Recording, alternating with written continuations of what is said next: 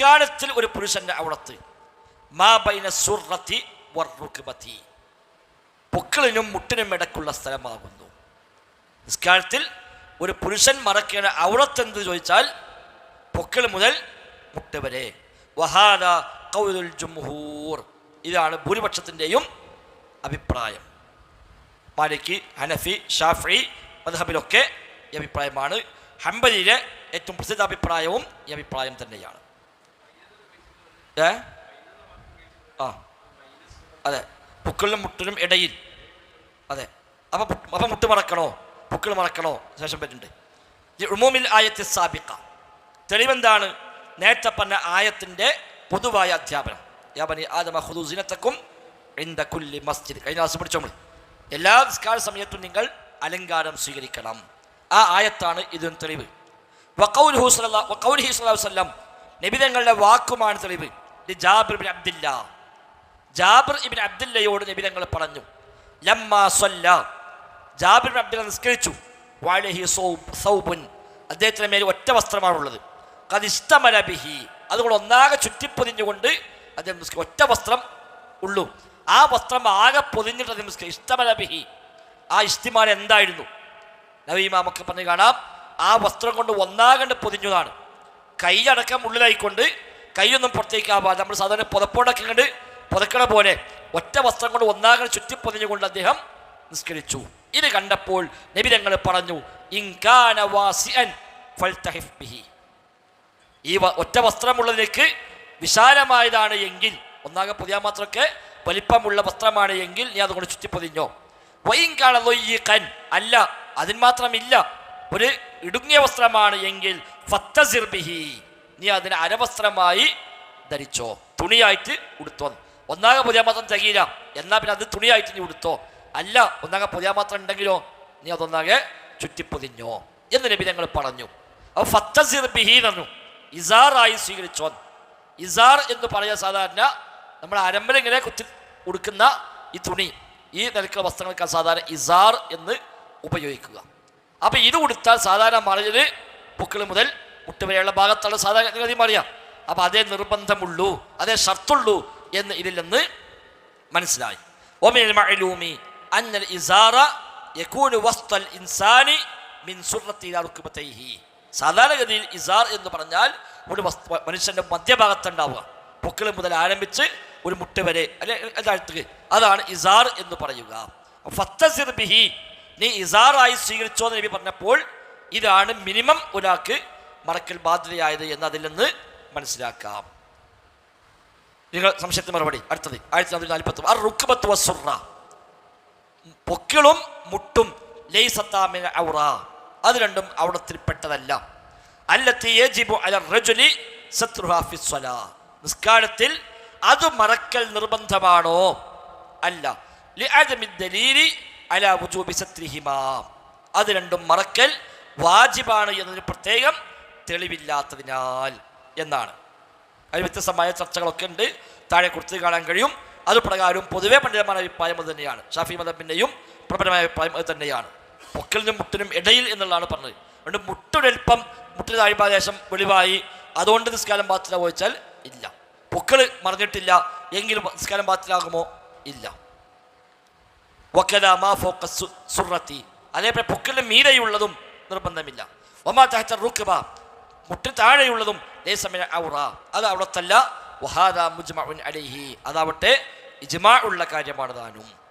പൊക്കിളിന് മീര മറക്കൽ അവിടത്തല്ല, മുട്ടിന് താഴെയുള്ളതും അവിടത്തല്ല. പൊക്കിളിനും മുട്ടിനും ഇടയിലുള്ളതാണ് നിർബന്ധമായ അവിടത്ത്. പൊക്കിളും മുട്ടും അവിടത്തിൽ പെടുമോ ഇല്ലേ, അത് അഭിപ്രായമുണ്ട്. പൊതുവെ പ്രബലമായ അഭിപ്രായം അത് അവിടത്തല്ല എന്ന് തന്നെയാണ്. താഴെ നമ്പർ 1 നോക്കി. ഫി റഹ്മത്തുൽ ഉമ്മ അൽ ഇത്തിഫാഖ് അലാ അന്ന സുർറത്തുൽ റജുലി ലൈസത് ഔറ, പുരുഷന്റെ പൊക്കിൾ അവിടത്തല്ല. വഫീമാ ദക്കറഹു നദുർ, എന്നാൽ അതിൽ ചില വീക്ഷണ വ്യത്യാസങ്ങളുണ്ട്. ഫഇൻദ അഹ്മദ് ഫി റിവായത്തിൻ വവജു ഇൻദ ഷാഫിഇയ്യ അന്നഹ ഔറ, ഇമാം അഹ്മദിന്റെ ഒരു റിവായത്ത് പ്രകാരവും ഇമാം ഷാഫി മദ്ഹബിലെ ഒരു വജഹ് പ്രകാരവും ഇത് ഔറത്താണ്. എന്നാൽ ഒരു മശ്ഹൂർ ഇൻദ ഷാഫിഇയ്യത്തി വഇൻദ ഹനാബിയത്തി അന്നഹ ലൈസത് ഔറ, ഷാഫി മദ്ഹബിലെ പ്രസിദ്ധമായ അഭിപ്രായവും ഹംബലി മദ്ഹബിലെ പ്രസിദ്ധമായ അഭിപ്രായവും ഇത് ഔറത്തല്ല എന്നാണ്. നബി ഇമാമിന്റെ ശറഹ് മുഹല്ലബ് നോക്കുക എന്നാണ് അദ്ദേഹം അവിടെ നൽകിയിരിക്കുന്നത്. അപ്പോൾ അഭിപ്രായമുണ്ട്. ചിലർ പറഞ്ഞു പൊക്കിളും മുട്ടും കൂടെ അവിടത്തിൽ ഉൾപ്പെടും, ചിലർ പറഞ്ഞു അല്ല അത് രണ്ടും അവിടത്തിൽ ഉൾപ്പെടുന്നില്ല എന്ന് പറഞ്ഞു. അല്ലാഹു അഅലം. എന്നാൽ യുസ്തഹബ്ബു സുന്നത്താണ് അയുസല്ലിയ റജുലു ഫീ സൗബൈനി, പുരുഷനാണെങ്കിൽ 2 വസ്ത്രത്തിൽ നിസ്കരിക്കൽ സുന്നത്താണ്. ഷർത്ത് ഒറ്റ വസ്ത്രം, പൊക്കിൾ മുതൽ മുട്ട് വരെ. എന്നാൽ നിസ്കരിക്കേണ്ട ഏറ്റവും അഫ്ളൽ എന്താണ്? അവിടുത്തെ മറക്കുക, അതോടൊപ്പം പിരടിയും മറക്കുക.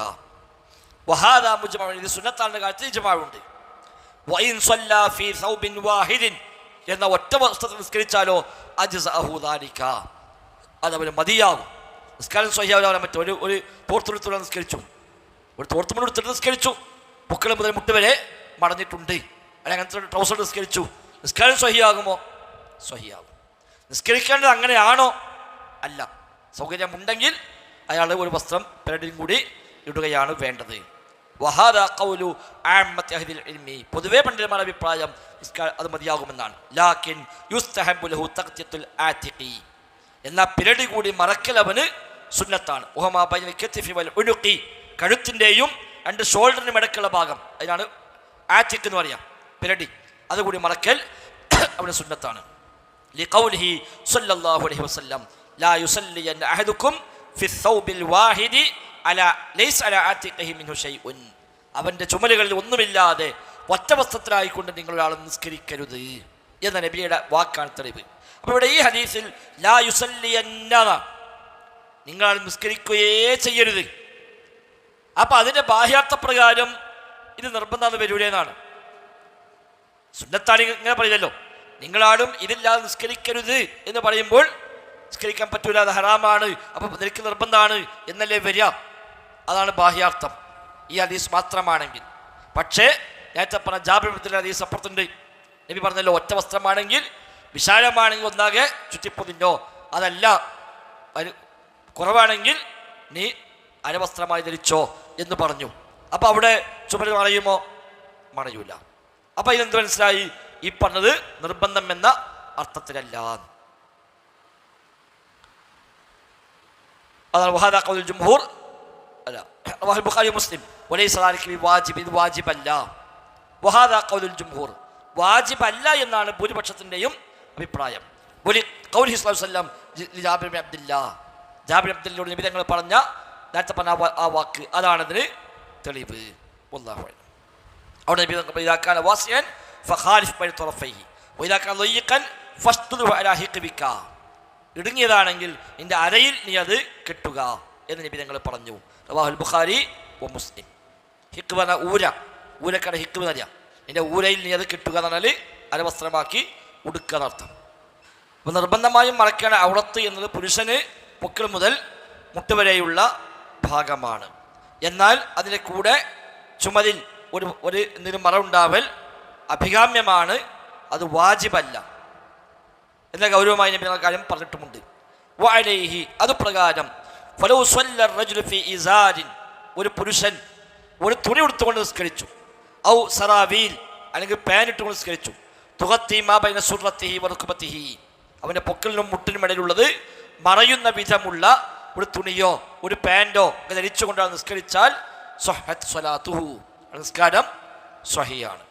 വകദാലിക ലൗ സ്വല്ലാ ഫിൽ ലിബാസി അല്ലദീ യുശ്ബിഹു സറാബീൽ, ഇനി പാൻറ്റിനോട് സാദൃശ്യമുള്ള വസ്ത്രങ്ങളാണെങ്കിലും വയുസമ്മ ബന്താൽ ഔ ബന്തലൂൻ എന്നൊക്കെ പറയുന്ന, അതായത് ഈ ട്രൗസറുകൾ, ട്രൗസറാണ്, അതായത് പാൻറ്റ് പോലുള്ള പിന്നെ അത്തരം ചെറിയ പാൻറ്റ്, അത് ശരിക്കും ബന്തലൂൻ എന്നൊക്കെ പറയാം, ട്രൗസർ, അത്തരം ഇതൊക്കെ ധരിച്ചുകൊണ്ടാണ് നിസ്കരിച്ചു.